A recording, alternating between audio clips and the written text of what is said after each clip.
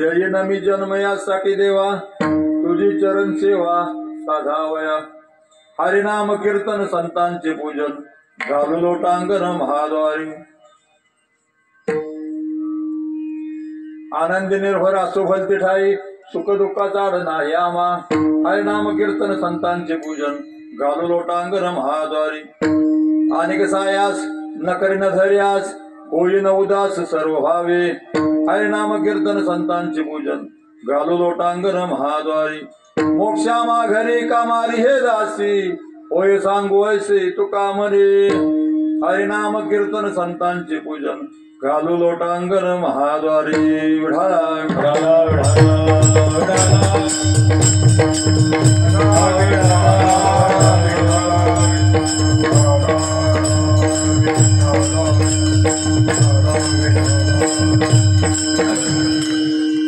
समचरण सरोजम सांद्रमिलांबुदाभम.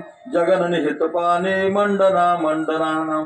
तरुण तुलसीमाला कंदन कज नेत्रम, सदय दफलहासं विठ्ठलं चिंतयामि. महायोग पीठे तटे भीमरत्तम, वरम पुंडरीकाय धातु मुनीन्द्रे. समागस्त तिष्ठन्तमानंद कंदम, परब्रह्मलिंगम भजे पांडुरंगम. पांडुरंगा करू प्रथम, पांडुरंगा करू प्रथम.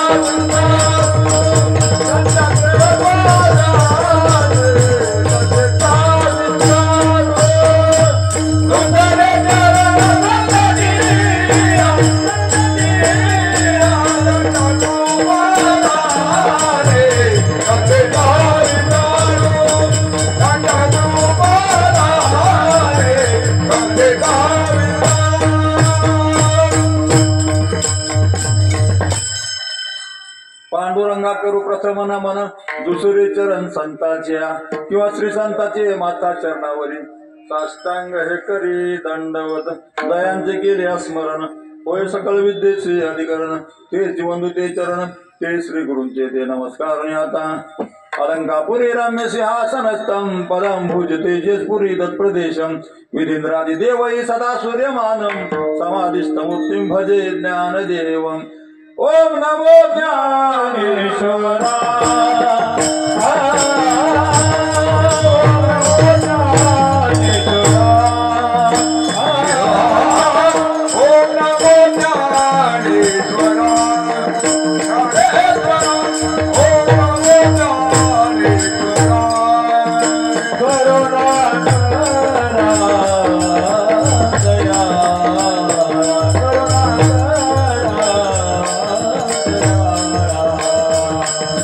करो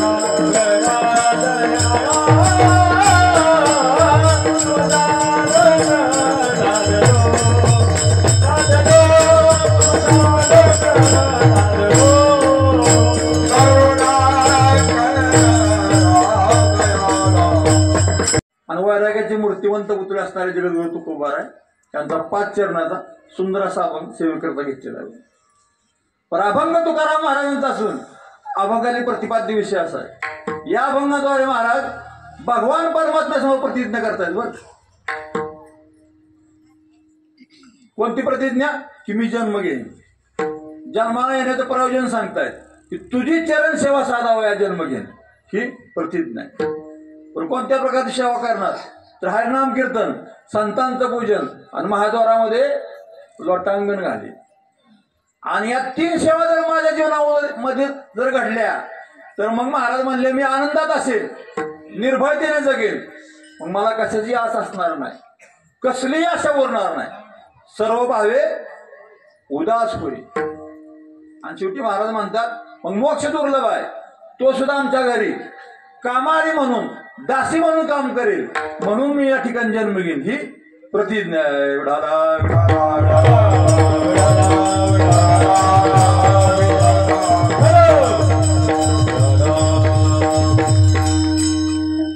घेईन मी जन्म यासाठी देवा, तुझी चरण सेवा साधावया.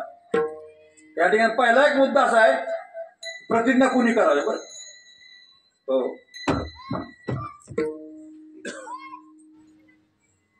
आज्ञा कुणी करावी, अवज्ञा कुणी करावी? तुम्हाला खरं सांगतो, जे सुज्ञ माणसं आहेत का नाही त्यांनीच प्रतिज्ञा करावी. जे प्राज्ञ आहेत त्यांनी आज्ञा करावी आणि जे आज्ञा आहेत त्यांनी अवज्ञा करावी. निवृत्तनाथ महाराज हे प्राज्ञ आहेत बरं का, म्हणून त्यांनी ज्ञानेश्वर महाराजांना ज्ञानेश्वर लिहिण्याची आज्ञा केली. बरं ज्ञानेश्वर महाराज हे सुज्ञ आहेत म्हणून त्यांनी या विश्वामध्ये आनंद भरेल अशी प्रतिज्ञा केली.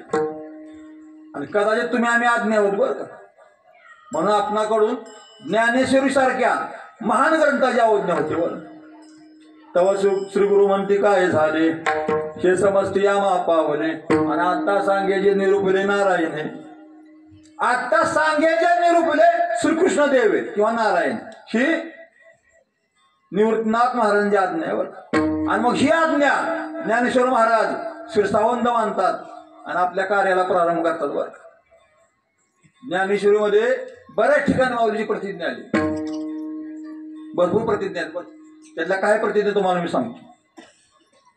तैसा वाघविला सुविस्तारू, गीतार्थे विश्वंभरू, आणि आनंदाची आवारू मांडू जगा, नाही का?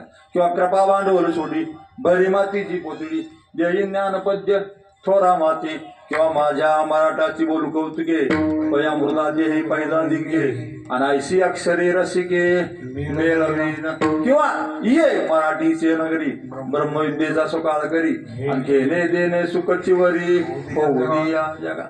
ही माऊलीची प्रतिज्ञा आहे. आणि अभंगातून म्हणाल तर अवघाची संसार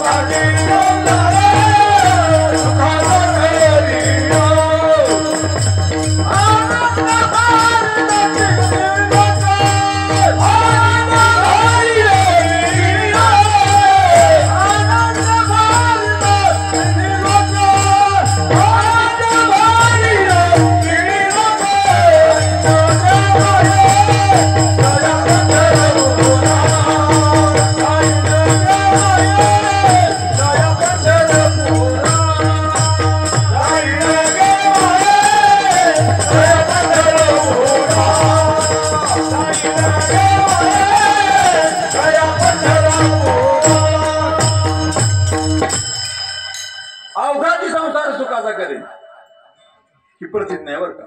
आनंद भरील तिन्ही लोक ही प्रतिज्ञा आहे. विठाला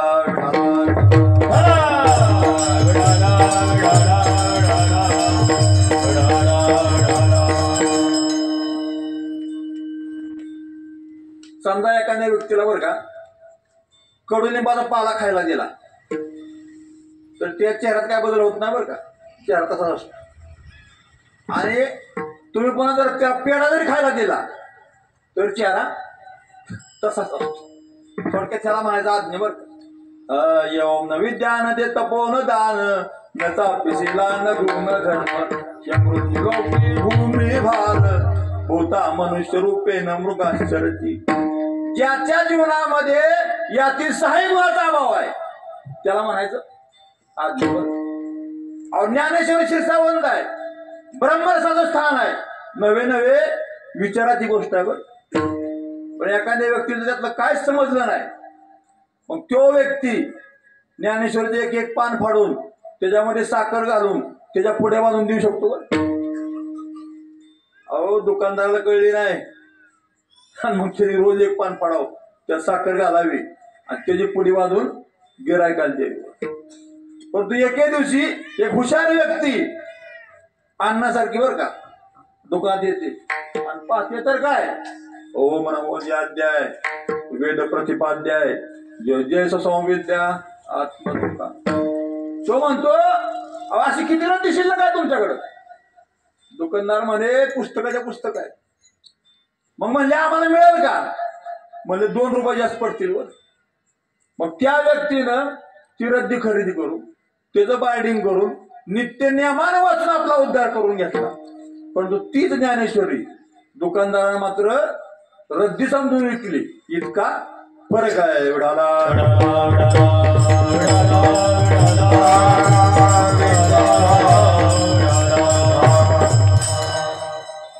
थोडक्यात काय प्राज्ञा आज्ञा करतायत शुद्ध प्रतिज्ञा करतायत आणि आज्ञा अवज्ञा करतायत. पैक्यात जगत गुण तुकोबार आहे प्रतिज्ञा करतायत. बरं विजय मग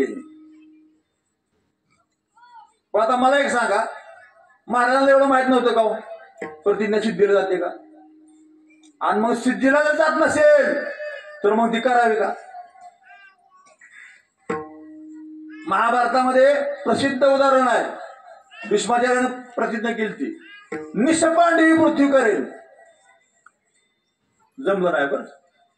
न तरी शस्त्र करी सांगेन 4 गोष्टी युक्तीच्या ती भगवान परमात्म्याने प्रतिज्ञा केली होती. परंतु पांडवांच्या रक्षणासाठी हातामध्ये सुदर्शन चक्र घ्यावं लागलं. रावणाने प्रतिज्ञा केल्या होत्या बरं. समुद्राचं पाणी गोड करेल स्वर्गाला शिडी लावेल. जमलं नाही बरं. आता रावण किती मोठा.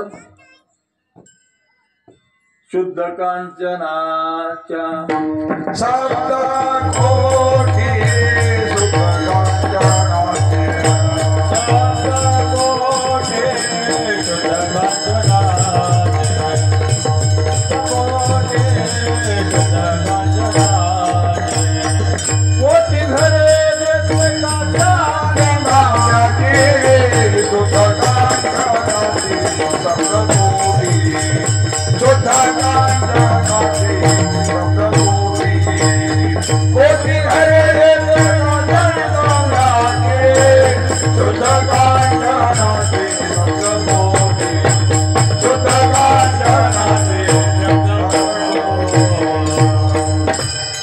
7 कोटी घर सोन्याची होती बरं का रावणाची. जमलं नाही. तर रावणाला शक्य होत नसेल तर आपल्याला जमल. मग मनुष्याला प्रतिज्ञाच करू नये हे सत्य आहे. परंतु परमार्थ संबंधी परमार्थ प्राप्ती करता प्रतिज्ञा करणं हे फार महत्वाचं आहे. कारण अशा प्रतिज्ञेला जबाबदार कोण असतो. भगवान परमात्मा असतो. सत्य संकल्पाचा दाता नारायण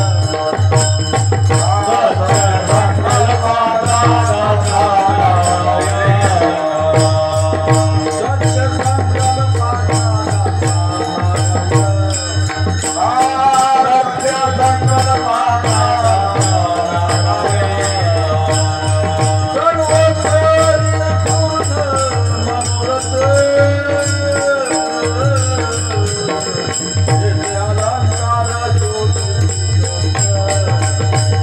जेथे अलंकार जोडी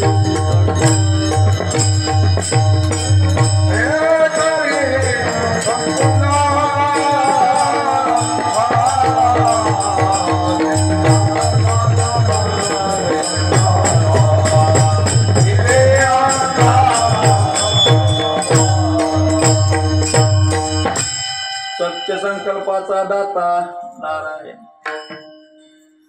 नामदेवरायाने प्रतिज्ञा केली 100 कोटी तुझ्या अभंग करील. बर देव म्हणले नामदेवा पूर्वीच्या युगामध्ये फार आयुष्य होतं. बर मी सगळं सांगत नाही तुम्हाला, पण आता अल्प आयुष्य मानव देवा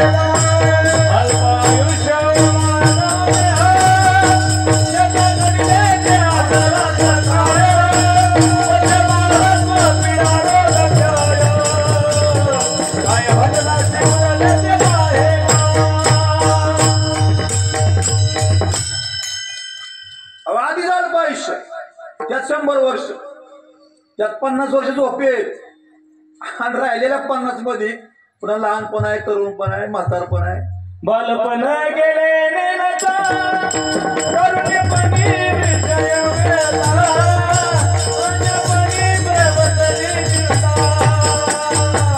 अरे माझा जन्म झाले बालपण गेले नेनता करुणेपणी विजय मिळाला अन्यपणी प्रवतली चिंता अरे माझा जन्म झाले. 50 मध्ये पुन्हा लहानपण आहे, तरुणपण आहे, म्हातारपण आहे आणि जमलं तर पुन्हा काय राजकारण आहे. बरं बसणार वेळ उठतोय का तरी पण आपण भजन करत नाही.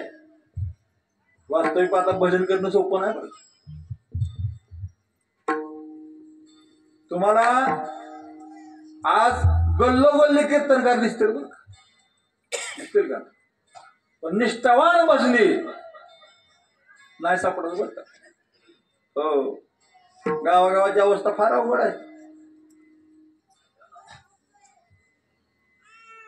महाराज साहेबराव देशमुख माहितीत का आपल्याला?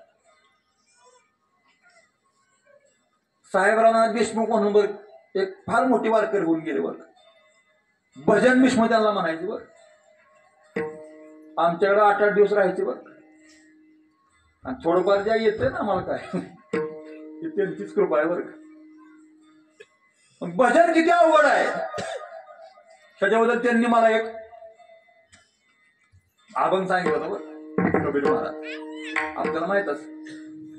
हरी भजन तो बनता नहीं रे मन सैलानी, भजन तो बनता नहीं रे मन सैलानी, खाने को तो अच्छा चाहिए पीओ ठंडा पानी, खाने को तो अच्छा चाहिए पीओ ठंडा पानी, भजन तो बनता नहीं रे मन सैलानी, भजन तो बनता नहीं रे मन सैलानी, हाथी चाहिए घोड़ा चाहिए तंबो आसमानी, हाथी चाहिए घोड़ा चाहिए तंबो आसमानी,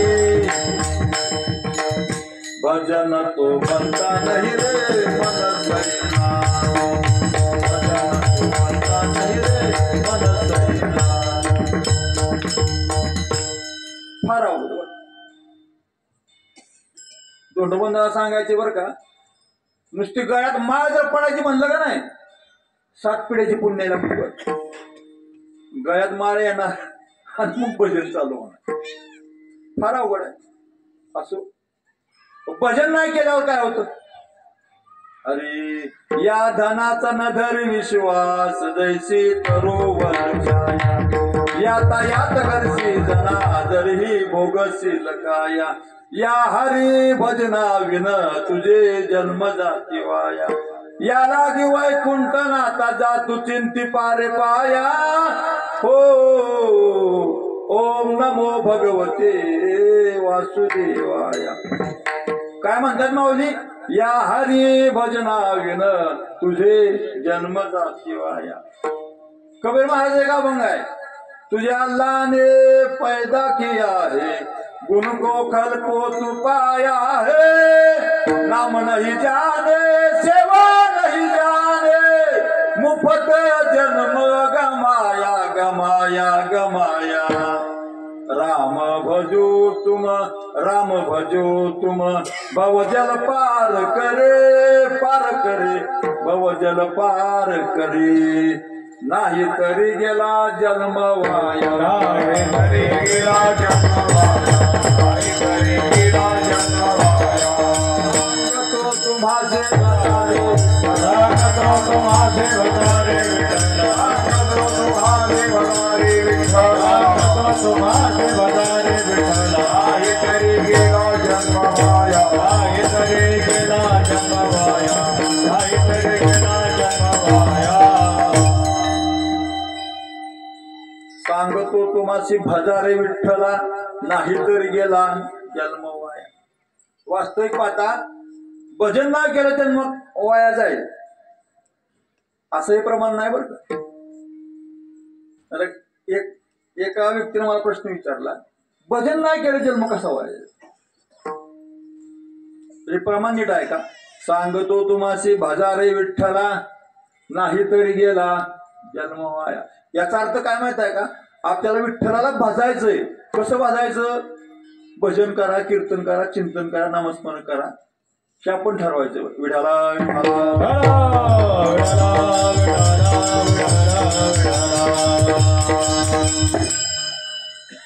नामदेवराय म्हणले 100 कोटी अभंग करणार ही माझी प्रसिद्धी आहे बरं.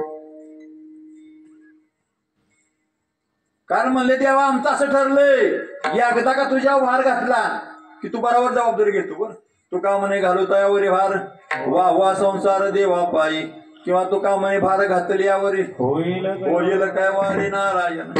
शेवटी माय बाबू भगवान परमात्म्याला प्रतिज्ञा ती हातात घ्यावी लागली बरं का. सरस्वती मातेला आज्ञा केली आणि सरस्वती माता नामदेवाच्या मुखात जाऊन बसली बरं. पण तो प्रश्न असा निर्माण होतो, सरस्वती मातेने सांगितलं लिहिणारा माणूस चपळ पाहिजे. स्वतः भगवान परमात्मा लिहिण्याकरता बसला. तरी मायबाप हो 96 कोटी अभंग झाले बरं, 4 कोटी शिल्लक राहिले आणि उरलेले 4 कोटी त्यासाठी दुसरा अवतार घ्यावा लागला बरं तुकोबा राहायचा. आणि ते अभंग म्हणजे आपली गातावर विडाला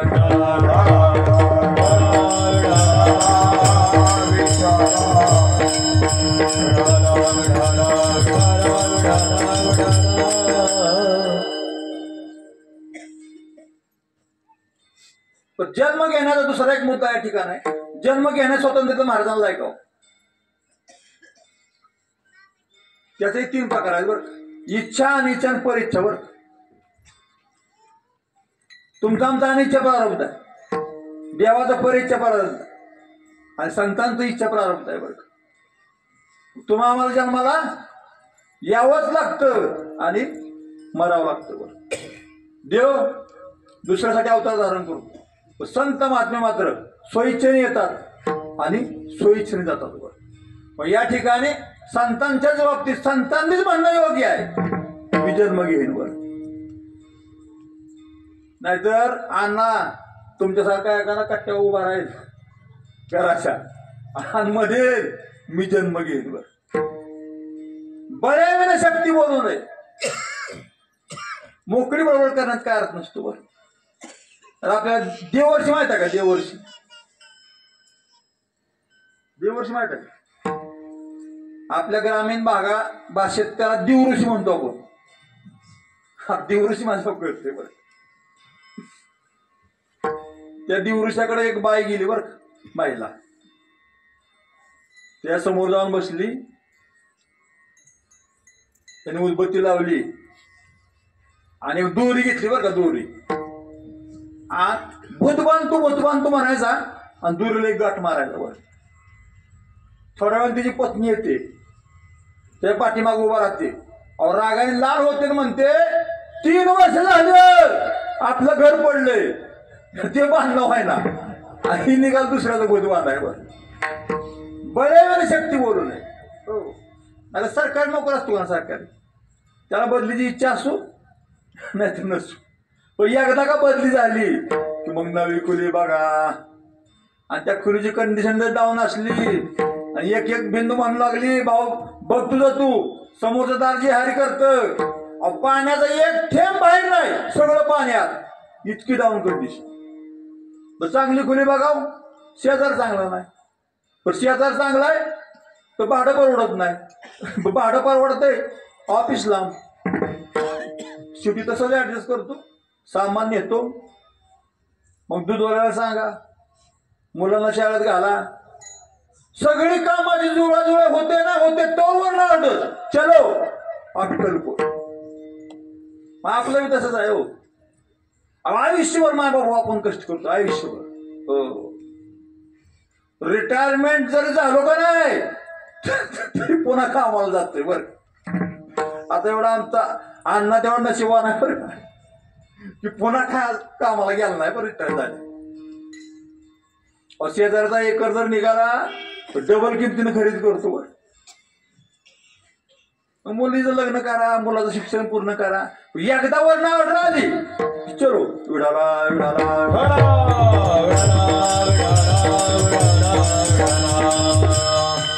तिसरा एक मुद्दा असा आहे जन्म घेण्यासाठी एवढा आग्रह कशाला. त्याचं उत्तर तुम्हाला लगेच सांगतो पुढे जाऊ. त्याचं उत्तर असं आहे कारण याच देहानं ईश्वराची भक्ती करता येते म्हणून. विडाला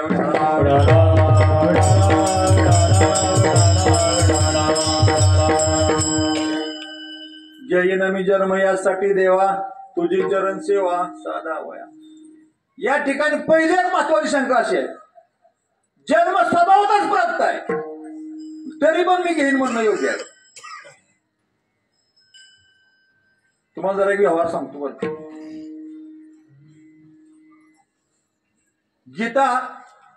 गीतेमध्ये आपण गीता वाचणारी मंडळ आहे. गीतेमध्ये अर्जुनाच्या ठिकाणी भयंकर शंका होते बरं. भरपूर संशय. एकदा भगवान म्हणले रे अर्जुना मी जे तुला ज्ञान सांगतोय हे फक्त तुलाच सांगतोय असं समजून लोक म्हणले बरं. हे ज्ञान मी ब्रह्मदेवाला सांगितलं. हे ज्ञान मी सूर्याला सांगितलं. हे ज्ञान मी मनुला सांगितलं. आणि कल्पाच्या अगोदर जे सांगितलं ना ब्रह्मदेवा ते सुद्धा हेच सांगितलं बरं. मग मात्र अर्जुनाला संशय आला बरं. अर्जुन म्हणतो देवा मी काय कीर्तनात झोपणार प्राणी नाही बरं. हो अर्जुन म्हणतो देवा तुझा जन्म आताचा आणि कधी काय जन्माला म्हणून तो कसं ज्ञान सांगितलं. आता या कर तुम्हाला एक व्यवहार सांगतो बरं. एका मनुष्यानं बरं का वडाच्या शिपला सारखी केस वाढवली बरं. शिपला माहितीच ना आपल्याला. आणि म्हणू लागला मी रामाच्या लग्नात तूप वाढा होतो बरं. लोक म्हणजे हरी महाराज आपलं वय काय तो म्हणायचा वय काय विचारता. पण रामचंद्राच्या लग्नामध्ये तूप वाढा मीच होतो. आता लोकांनी विचार केला कशाला यांच्या नादी लागायचं. चला पुढं कुठं ना कुठं शेअर असता वर्षाने भेटतो बरं का. या कसं चव्हाणवाडीसारख्या गावात आलं आणि बसल्यानंतर मग त्याचे लांब सडक केस भाऊन एक जणांनी विचारलं म्हणलं महाराज आपलं वय काय? त्याला राग आला बघ माझ्या. तो म्हणतो अरे वय काय विचारतो मूर्खासारखं, पण रामजीच्या लग्नामध्ये तू पोळा मीच होतो. अहो असं म्हणल्यावर त्याने जशी खांदशी कानाखाली वाजवली का नाही, ती लागलं गाव चोरायला. काय वाजवली म्हणतो, कबूल होतोय का अजून एक वाजवू? मग तो म्हणतो अरे काय कबूल व्हायचंय? मग तो म्हणतो लगा ज्या पंक्तीला तू तूप वाढत होता त्याच पंक्तीला मी पण जेव्हा बसलो होतो, लगा सगळ्यात जास्त तूप वाढतोय आणि मलाच का कमी वाढलं, कबूल होतोय का अजून एक देऊ? मग त्याने हात जोडले माझा देवा, अरे बाबा मी जेवाय बी नव्हतो तूप वाढाय बी नव्हतो.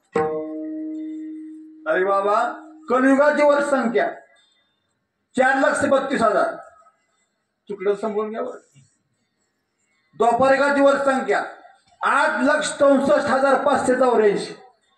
त्रेतायुगाची वर्ष संख्या 17,28,000 आणि त्या त्रेताळी युगात प्रभू रामचंद्राचा होता आणि हे जवळ 60-65 नाही. आणि म्हणतोय काय मी रामाच्या लग्नात तूप वाढाय कसं शक्य? आणि मग अर्जुन म्हणलं देवा तुझा जन्म आताचा, मग कधी काय जन्म दिला मनुला कसं ज्ञान सांगितलं? भगवान म्हणले अरे अर्जुनात जन्म आनंद झाले आणि आनंद होणार आहे, कळतंय काय? मग जे मिळणार आहे तरी घेईन म्हणणं योग्य आहे. दुसरं उदाहरण सांगतो. समजा आपण एखाद्या पंक्तीला गेलो, पंगत बसली बघ,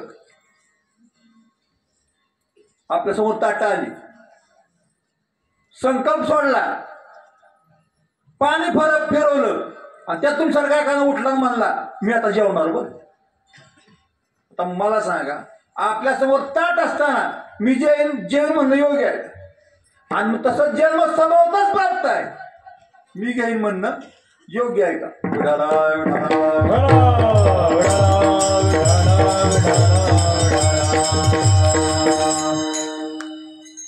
दुसरी शंका येत अशी आहे, जन्म जर सुखाला कारण असेल तर घेईन म्हणणं योग्य आहे, पण जन्म दुःखालाच कारण आहे तरी घेईन म्हणणं योग्य आहे. काय सांगू गर्भीची यातना मज भोगी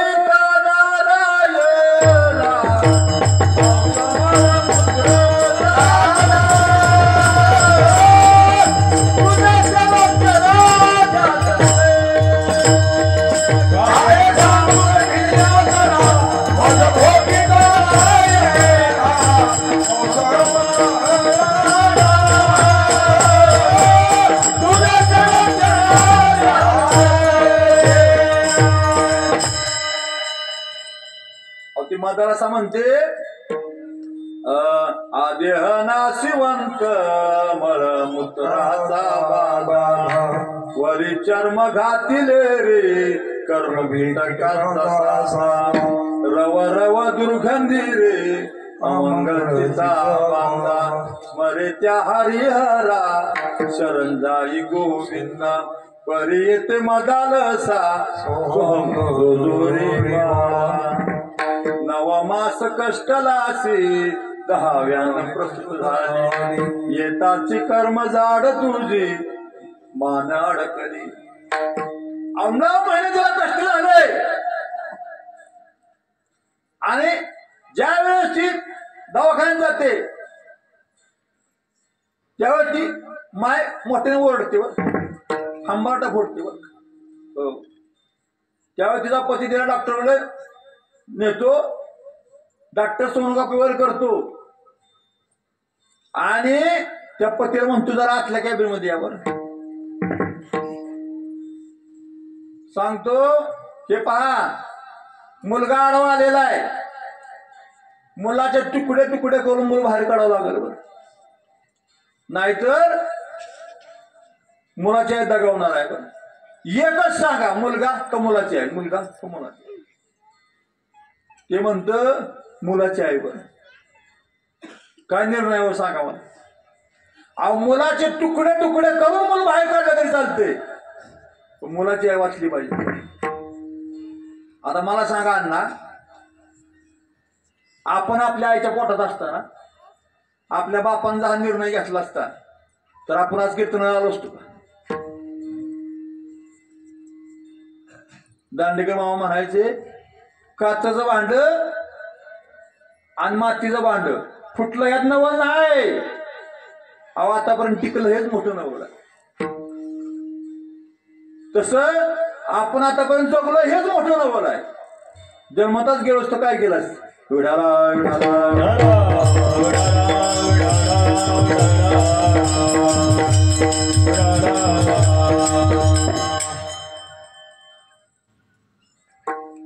धर्म अर्थ काम आणि मोक्ष हे 4 पुरुषार्थ आहेत. त्यातले धर्म अर्थ काम हे साधनभूत पुरुषार्थ आहेत आणि मोक्ष साध्यभूत पुरुषार्थ. मग मला सांगा मोक्ष हे सगळ्यात वरचं टोक आहे, जन्मवर हे खालचं टोक आहे. मग या ठिकाणी खालून वर जाणं योग्य आहे का वरून खाली येणं योग्य आहे? समजा तुमचा दिल्लीच्या मंत्रिमंडळात समावेश झाला, बरं कॅबिनेट दर्जा प्राप्त झाला, तुम्हाला वाटेल का आपण ह्या चव्हाणवाडीचे मेंबर व्हावं? हा इथला मेंबर म्हणेल मी सरपंच झालो पाहिजे, सरपंच म्हणेल मी आमदार झालो पाहिजे, खासदार झालो पाहिजे, मुख्यमंत्री झालो पाहिजे, आणि मुख्यमंत्री म्हणेल मी पंतप्रधान झालो पाहिजे, राष्ट्रपती झालो पाहिजे. का राष्ट्रपती म्हणेल मला ह्या चव्हाणवाडीचं 2 नंबर मेंबर व्हायचंय. बरं मला सांगा रोज आपण हेलिकॉप्टरनं फिरणारी माणसं आहे, थोडक्यात सफारी गाडीतनं फिरतोय आपण. मग आपल्याला वाटेल का मस्तपैकी आता फलटणला एक पावसाळा सायकल दुकान आहे बघा फेमस, त्या पावसाळ्यामध्ये जावं एखादी हिरो सायकल खरेदी करावी. मग मी आमदार होईल म्हणणं योग्य आहे का इलेक्शन मध्ये माझं पाक डिपॉझिट जप्त व्हावं असं कोण म्हणेल का? विडाला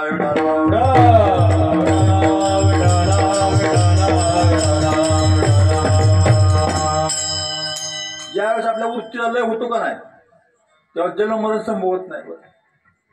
हो उदाहरण सांगतो तुम्हाला, मातीचा घाट तयार झाला का नाही, घट त्याची माती होते कुठपर्यंत? जोपर्यंत तो भाजला जात नाही तोपर्यंत. एकदा का भाजला की त्याची माती होत नाही. बरं म्हणून पूर्वीचे लोक त्या मडक्यामध्ये धन पुरून ठेवायचं, 1000 वर्ष राहायचं. बरं का या ठिकाणी महाराज म्हणतात वृत्ती सहित मज लपवी माझे मन चरणी ठेवी निवृत्ती पदोपदी गोवी तू गोसावी दिनोद्धार. वृत्तीला लय मला मान्य नाही, वृत्तीला लय झाला तर मला जन्म घेता येणार नाही. याच मुद्द्यावर महाराज म्हणतात मी जन्म घेईन, आणि हेच महाराज अभंगाच्या पहिल्याच्या यागसाठी देवा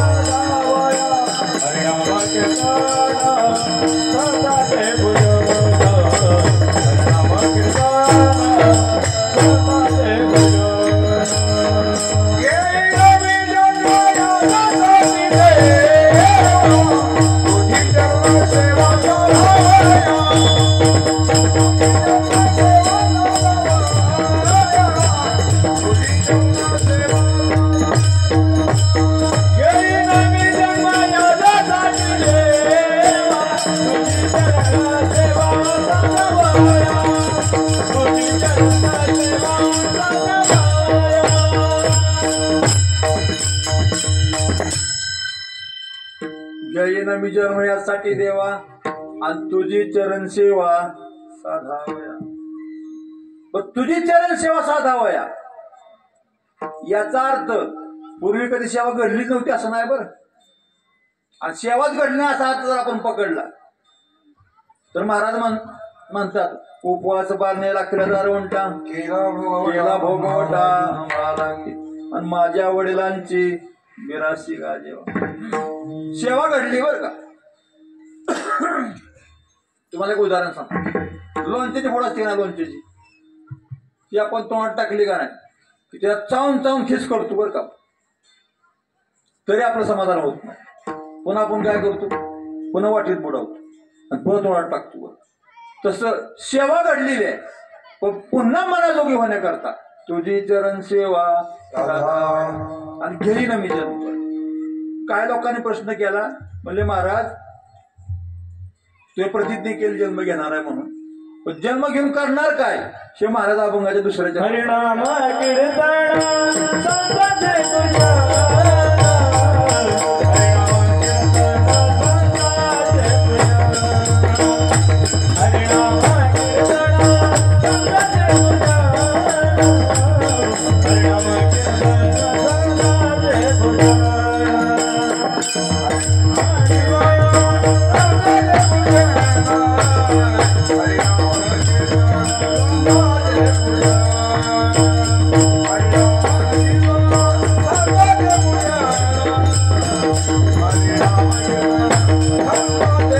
तुझ्या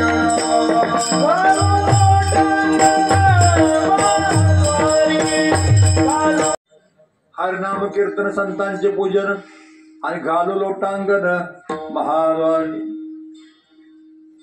हरिनाम कीर्तन संतांचं पूजन आणि महाद्वारामध्ये लोटांगण काय, जर असं क्रमांक जावं बरं का. पहिलं हरिनाम कीर्तन. आता या कीर्तनाचे 4 प्रकार आहेत बरं. पहिलं आहे स्वरूप कीर्तन, दुसरं गुणकीर्तन, तिसरं लीला कीर्तन आणि चौथं नामसंकीर्तन. वर या ठिकाणी महाराज म्हणतात स्वरूप कीर्तन करणार नाही, गुणकीर्तन करणार नाही, लीला कीर्तन करणार नाही, फक्त नामसंकीर्तन करणार. वर वास्तविक पाहता कीर्तन करणं सोपं नाही. वर गुरुवारी बंडाचा कर्डकर सांगतात बरं, कीर्तन करायचं म्हणजे आधी हात साठवावं लागतं बरं. पण नुसतं साठवून चालत नाही, शेत उभा राहिल्या पुन्हा आठवावं लागतं. पण नुसतं आठवून तर चालतंय का महाराज, हे तुम्हाला पटवावं लागतं बरं. खरं सांगतो रे महाराज, अण्णा खरं सांगतो तुम्हाला, नाही जर ह्यांना पटलं का नाही तर तसंच कटवावं लागतं. विढाला विढाला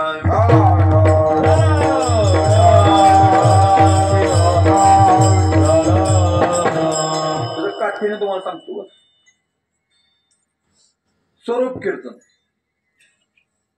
आजपर्यंत लाखो हजारो कोट्यावधी लोकांनी विद्वानांनी देवाच्या स्वरूपाचा विचार केला बरं, जमलं नाही बरं. कारण तुझं सगुण म्हणो की निर्गुण रे, तुझं सगुण म्हणो की निर्गुण रे, सगुण निर्गुण ये तू गोविंदू रे, तुझं सगुण म्हणो की निर्गुण रे. सगुण म्हणावं का निर्गुण म्हणावं, साकार म्हणावं का निराकार म्हणावं, व्यक्त म्हणावं का व्यक्त म्हणावं, फार मोठा प्रश्न बरं. मग स्वरूप कीर्तन जमणार. बरं आता गुणकीर्तन, तुझ्या अपार नाही गुणा माझी अल्पमती नारायणा, भवतारका मी तुझा शतविद्यापना पायापाशी. अहो भगवंताचे अनंत गुण आहेत, त्यातले मुख्य 6 गुण आहेत बरं का. ऐका यशस्वी अवधार्य ज्ञान वैराग्य ऐश्वर्य, हे 6 गुण वैर्य वसती ते तर म्हणतो भगवंत नाही का. अहो आकाशाचा कागद केला, समुद्राची शाय बनवली, कल्पवृक्षाची लेखणी केली आणि सरस्वती माता सदैव जरी कार्यरत राहिली का नाही, त्याच्या गुणाचा अंत लागत नाही. मग गुणकीर्तन जमणार नाही. बरं आता लीला कीर्तन, देवाच्या लीला देवांना कळे. बर देवांना कळे म्हणजे देवाच्या लीला जर देवांना कळल्या असत्या तर देवाने डबल गाय गोपाळ तयार केली नसती. बर आणि ब्रह्मदेवाने काला खाल्ला असता. बर येथे येणे एक नवलाव केला आणि काला वाटिता व विधाता ठकविला बघ. एकदा नारद महर्षी म्हणले ब्रह्मदेवा जा म्हणले खाली मूर्ती लोकांमध्ये भगवान परमात्मा काला करतायत त्यांच्या हातात थोडासा काला घ्या आणि कायम तुझ्या जन्मात मुक्त व्हा म्हणले. ब्रह्मदेव म्हणले नारदा मृत्यू लोकांमध्ये प्रत्येक गोष्टीला आधार कार्ड लागतं बघ आणि ती लिंक करावं लागतं. लिंक जर केलं तर 5-6 महिने पुन्हा ती ही केवायसी करावं लागते बरं. मला मिळेल का म्हणले काला. नारद म्हणले मी सांगतो तसं करा काला जरूर मिळेल बर. फक्त जाता म्हणले एक नेहरू शर्ट आणि धोतर घाला म्हणले बर. कपाळाला गंध लावा हातामध्ये एक काठी घ्या म्हणले आणि खांद्यावर घुंगडी घ्या म्हणले बर. आणि महत्वाचं म्हणजे डोक्याला एक शिंडी ठेवा म्हणले बर कारण गोपाळासारखं दिसलं पाहिजे. आणि जाताना काहीतरी म्हणत जाऊ नका म्हणले मग भजन म्हणत जाऊ. श्रीकृष्ण गोविंद हरे मुरारी ये नाथ नारायण वासुदेव. श्रीकृष्ण गोविंद हरे मुरारी ये नाथ नारायण वासुदेव भजन म्हणत जाऊ. आणि काला मिळेपर्यंत तोंड वर करू नका म्हणले बर. खाली मान घालून काला घ्यावर. देव गेले हात पुढे केला खाली मान घातली हात पुढे केला वर. आता देव विचार करू लागले सारे गोपाळ माझं मुख पाहण्याकरता तोंड वर करतायत म्हणले बर. हे खाली बघतोय. आता तुम्हाला खरी यातली गंमत सांगू का. आपल्या घरी जर सत्यनारायणाची महापूजा असली का नाही आणि एखादा हुशार जर मुलगा आपण प्रसाद वाटण्याकरता ठेवला आणि एखाद्याने खाली मान घालून हात पुढे केला ते नक्की वाटतं बरं काय की डबल गिर आहे. देव म्हणले ब्रह्मदेव तुम्ही. ब्रह्मदेव म्हणले देव कस का तुम्ही ओळख म्हणले मला ओळखता येतं बरं नाही. अरे बिनु पद चलाई सुनही बिनु काना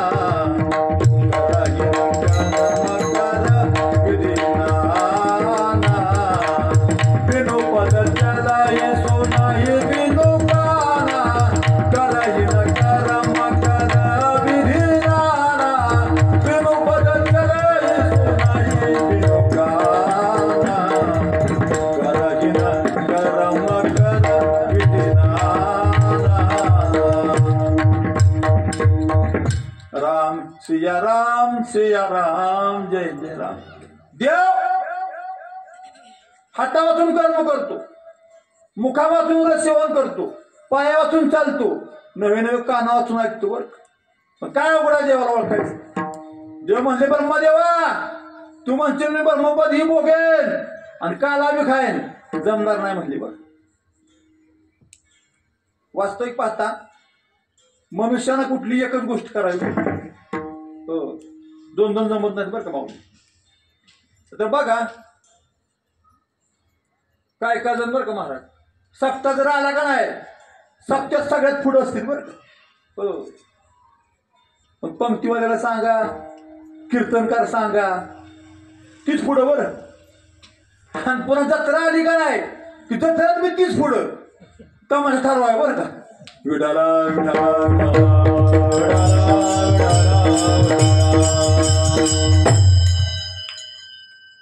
ह्या गोष्टीचा परिणाम काय होतो माहिती आहे. सप्ता नंतर येणाऱ्या जत्रेत सप्त्यात माळ घातलेली असते बरं चुकून एखाद्याने चित्तना सांगत ना मी आमच्या ते कुठं सांगतो. हा तुम्ही म्हणता काही महाराज काय लावले असले सप्त्यात घातलेली माळ जत्रेत काढतात बरं हो. आता कसं आहे बरं का काय काय म्हणते खुटीला अडकावती ती कशी खुटीला अडकावती ती कोण अडकावती का असो विषय न नको. विढाला विढाला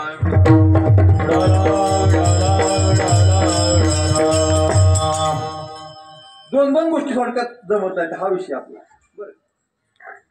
कबीर महाराज म्हणतात एकदा एका चिमणीला हरभऱ्याची डाळ सापडली पुढं गेलं की तांदूळ सापडला तांदूळ घ्यायला गेलं की डाळ पडती डाळ घ्यायला गेलं तांदूळ पडतो. कबीर महाराज म्हणले चिमणे 2 नाही एकच बरं. पण तुम्हाला दुसरं एक साधं उदाहरण सांगतो. बँजो पार्टी ते नाही, बँजो पार्टी ती बंद पाडायचे का असतं सांगतो तुम्हाला. बरं त्या बँजो पार्टीत बघा पिपाणी असते. पिपाणी माहित आहे का? आता पिपाणी संपत चालले ते बरं का. पिपाणी हा ट्रम्पेट माहिती आहे ना तुम्हाला? इलेक्शन होत होता बघा. ती तुतारी वेगळी, ट्रम्पेट वेगळं. हा मग त्या पिपाणीवाल्या समोर जायचं बरं का. हो बरं का अण्णा.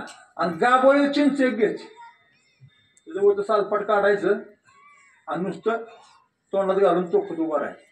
काय घास आहे का पिपाणी वाजवायचं. बघा तुम्ही प्रयत्न करून. जेवढं आजचं काय मिळते ना मला नारळ बाकी सगळं तुम्हाला देतो. नुसतं नाव जर काढलं तोंडाला पाणी सुटतंय का नाही. मग एकाला म्हणेल मी चिंच बी खाईन, पिपाणी वाजवीन, जमणार नाही. बरं आता ह्या सगळ्या गोष्टीचा मग देव म्हणले ब्रह्मदेवा तू म्हणतो मी ब्रह्मपद भोगीन, काला खाईन, जमणार नाही म्हणे. आता ह्या सगळ्या गोष्टीचा राग आला बरं का ब्रह्मदेवा. ब्रह्मदेवाने काय केलं मग? सगळं गायन गोपाळांचं अपहरणच केलं. बरं तेव्हापासून आपल्याकडे सुरू झालं बरं का माऊली अपहरण. हा पण अपहरण कसं करता सांगा मला. ब्रह्मदेवाला वाटलं देव आता माझ्याकडे येईल आणि म्हणे द्यावं माझे गाय, द्यावं माझे गोपाळ. आणि मग म्हणले आपण काय करायचं, म्हणायचं पहिला काला द्यावर. असं मला सांग काला द्यायला काय ते भारताचे संरक्षण मंत्री होते का? कारण आता जे नाही पूर्वी संरक्षण मंत्री सांगतो तुम्हाला. ते म्हणायचे पाकिस्तानला तुम्ही माझा एक कैदी सोडा मी तुमचे 50 सोडतो. अहो ते भगवान होते, त्यांनी नव्हे तयार केलं गोपाळन गाय. बरं पण इकडं पण मध्ये वाट बघतोय. आज सकाळमध्ये बातमी, उद्या कुठं येईल. जैसे ते परिस्थिती. बरं शेवटी ब्रह्मदेवाने हात जोडलं आणि म्हणले देवा तुझ्या लिलेचा अंत नाही. बरं मग देवाने सांगितलं काला खायचा ना पहिला राजीनामा द्या. ब्रह्मदेवाला राजीनामा द्यावा लागला. ब्रह्मस्वपान तो झाला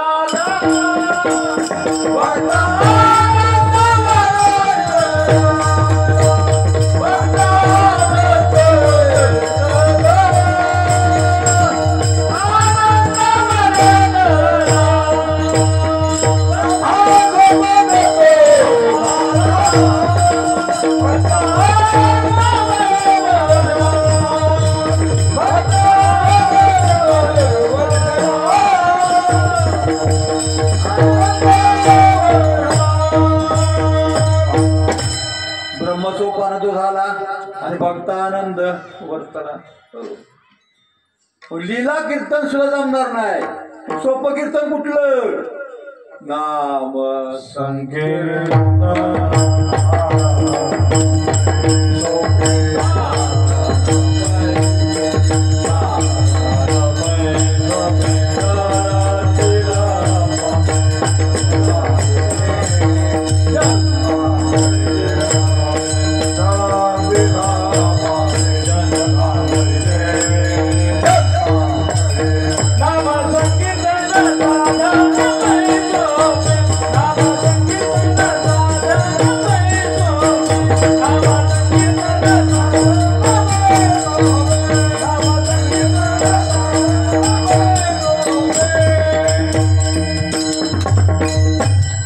नामसंकीर्तन सोपं. बरं किती सोपं? इतकं सोपं फारच सोपं. सोपे हे साधन लाभ येतो घरा. सोपे हे साधन लाभ येतो घरा. वाचेसी उच्चारा राम हरी. सोपे हे साधन लाभ येतो घरा. अत्यंत सोपं. किती सोपं? तुका म्हणे सोपे आहे सर्व होते. तुका म्हणे सोपे आहे सर्व होते. तुका म्हणे सोपे आहे सर्व होते.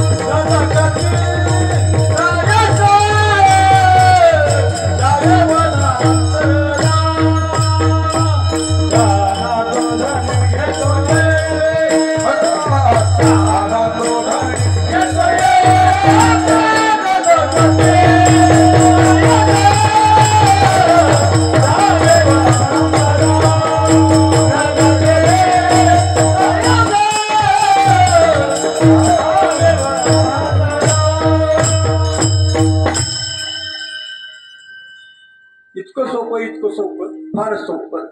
तो का म्हणे सोपी आहे सर्व होणे शहाणा. नामावरती जागी साधन सोपे नाही.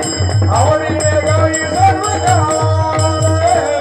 आवडीने गाई सर्व गाय. जागी साधन सोपे नाही. आवडीने गाई सर्व गाय. आवडीने गाई सर्व गाय. इतकं सोपं फार सोपं. तुम्ही हसत देवाचं नाव घेतलं का नाही तरी चालतंय. रडत घेतलं तरी चालतंय. आपला राग आला रागाच्या बारात घेतलं तरी चालतंय. नवे वासनायुक्त बुद्धीनं घेतलं तरी चालतंय.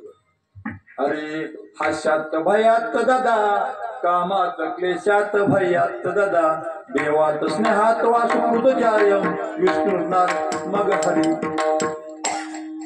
हसत बर का एखाद्याला आपण म्हणतो अय रामकृष्ण हरी पाटील चालतंय. बरं एखादा महाराज झाला का नवीन गावात जमत नाही हो. कुठल्या गोष्टी कोणाला जमत तरी सांगता येत नाही. बरं त्याच्याकडे एखादा मग क्लेश बुद्धीने म्हणतो अय जे हरी महाराज तरी चालते. पण समजा तुम्हाला रात्री 12 वाजता वडाच्या झाडाखाली जाण्याचा प्रसंग आला. आमच्या आजोबा सांगायचे बरं का अण्णा वडाच्या झाडाकडे रातचं असतं 12 वाजता मग पळा राम राम राम राम राम राम राम राम राम तरी चालतंय. अहो एकदा बद्रीनाथ केदारनाथला जाण्याचा प्रसंग आला. गाडी हरिद्वारला लावली आणि 35 सीटच्या मिनी बस मध्ये बसून काय टर्न पास केली. बघता गाडी हिमालयात गेली. पण अचानक खिडकीतून लक्ष खाली गेलं. पाहतोय तर काय 10,000 फूट खोल. अहो असं वाटलं थोडं जर ड्रायव्हर तर चुकलं बिगर तिकीट गंगासागर. समोरच्या खिडकीतनं वर बघितलं बर्फाच्या कडावरनं कधी कोसळेल सांगता येत नाही. पण महत्वाचा एक असा मुद्दा होता बरोबर सासरवाडीची माणसं होती बरं. आता अण्णा एक विचार केला तिथं सासू कामाची नाही सासरा बी कामाचा नाही म्हणली. बरं मग म्हणा हरी बोल हरी बोल हरी हरी बोल जय माधव हरी हरी बोल जय माधव हरी हरी बोल हरी बोल हरी बोल हरी हरी बोल जय माधव हरी हरी बोल हरी बोल हरी हरी बोल जय माधव हरी हरी बोल जय माधव हरी हरी बोल मुकुंद माधव हरी हरी बोल जय माधव हरी हरी बोल मुकुंद माधव हरी हरी बोल जय माधव हरी हरी बोल मुकुंद माधव हरी हरी बोल जय माधव हरी हरी बोल जय माधव हरी हरी बोल हरी बोल हरी बोल हरी हरी बोल जय माधव हरी हरी बोल हरी बोल हरी बोल हरी हरी बोल जय माधव हरी हरी बोल हरी बोल हरी बोल हरी हरी बोल जय माधव हरी हरी बोल हरी बोल हरी बोल हरी हरी बोल जय माधव हरी हरी बोल. असं हे हरिनाम कीर्तन. आता संतांचं पूजन. तुम्ही असं म्हणाल मालेगावच्या एसटी स्टँडवर एखाद्या कानाखाली वाजवली आणि सातारच्या एसटी स्टँडवर एखादी माफी मागितली काय संबंध यात. दुसरं उदाहरण सांगतो मग बरं का मावली. समजा एक जण आजारी पडला बरं अहो दुसऱ्यानं इंजेक्शन घेतलं तिसऱ्याने पत्ते पाळलं आणि चौथ्याच म्हणतोय मला गुन्हा आला. त्याचा काय संबंध. मग तसं या ठिकाणी सेवा करायची देवाची आणि काय करू संतांचं पूजन, ह्याचा काय संबंध?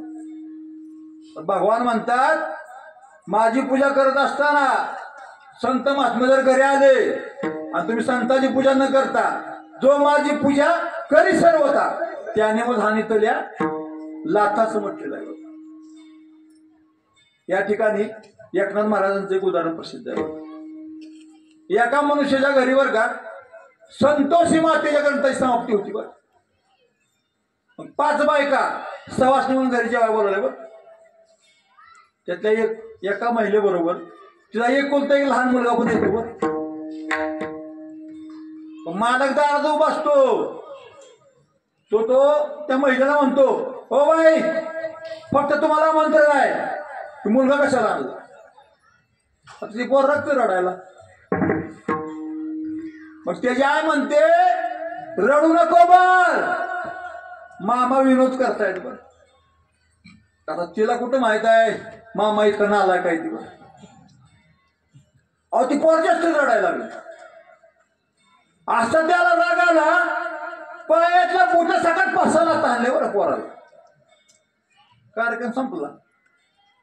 आता सर्व महिलांना तिने साड्या नेसवल्या बरं.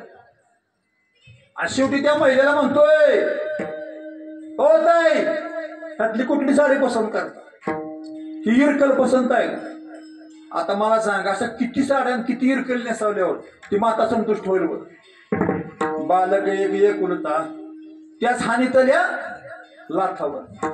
या ठिकाणी भगवान म्हणतात माझी पूजा करत असताना संत महात्मा घरी आले तुम्ही त्यांची पूजा न करता माझी जर केली तर ते मला लाथा हाणल्याप्रमाणे आहे.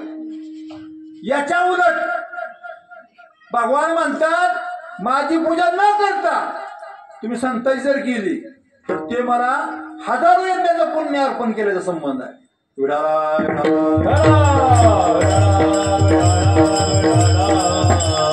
असंही संताचं पूजन. आता गालो लोटांगण महाद्वारी गातली लोळणी गा पुंडली केवाळवण. पहिलं लोटांगण. दुसरं लोटांगण घालता महाद्वारी कान धरून नाचे गरुडा पाठी. आणि तिसरं देवाच्या पायाजवळ. लोटांगण कशा करता? लोटांगण घातल्यानंतर मायबाप हो आपला अभिमान जळून जातो.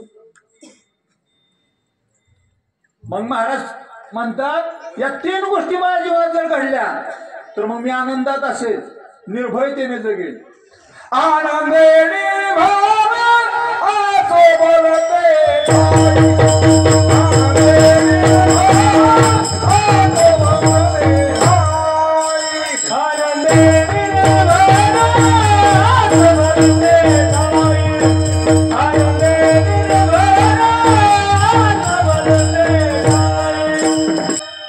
निर्भर असो भलते ताई सुख दुःखा चाड नाही आम्हा. जिकडं पाहिजे तिकडं आनंद आहे माझा. आनंदाचे डोळे आनंद तरंग आनंद तरंग आनंद तरंग आनंदाचे डोळे आनंद तरंग. भाग गेला सिंह गेला भाग गेला सिंह गेला भाग गेला सिंह गेला भाग गेला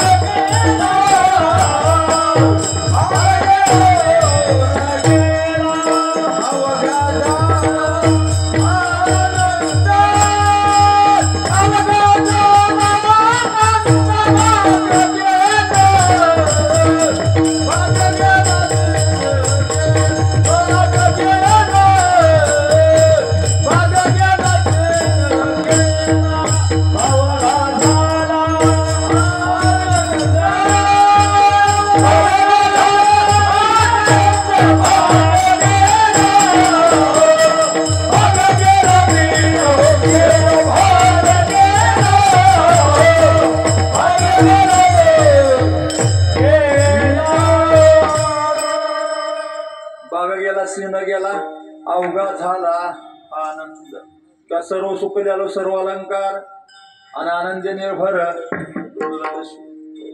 मग महाराज म्हणले मला कसली आस राहिली नाही, कसली आशा उरली नाही, सर्व भाई उदास होईल.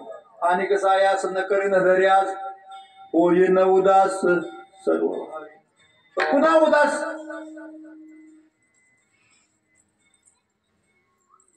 बायकोवर उदास, मुलाबाळावर उदास, आपल्या घरावर दारावर उदास. बायकोचा विचार केला का नाही? सावली असती का ना आपली सावली, सावली पाठीमाग जी ती ना तशी आली काय आणि पुन्हा ढग आल्यावर गेली काय, इतकं उदास. मुलाबाळांच्या बाबतीत कान्हाव पाटकाचं उदाहरण आहे बरं. त्याला कान्हाव पाटक आपल्या 2 लहान मुलांना खांद्यावर घेऊन खेळवत बसले होते बरं का. कुठं? विहिरीच्या बगाडावर का. बार वाजले ना पहिल्या पूर्वीच्या बगाड माहिती आहे ना. एक व्यक्ती येते बरं का आणि महाराज म्हणजे हसते महाराजला बघून आणि म्हणते महाराज मुलांना खांद्यावर खेळा होता, कसली साधू तुम्ही. कान्हाव पाठक म्हणले फक्त मुलांचा प्रश्न आहे का, थांबा म्हणले ती तू विहिरीत टाकलो. पण काय बघताय, तिने विहिरीत टाकून बरोबर. चला म्हणले तर घरी चहा पाणी घेऊन जावं. ते थरथर कापायला लागले बरं. म्हणजे राव काय माणूस आहे का काय, सोन्यासारखी पोरं तुम्ही विहिरीत टाकून. हा म्हणले लगेच 10 सेकंदात मुलं वर. एवढं उदास वर.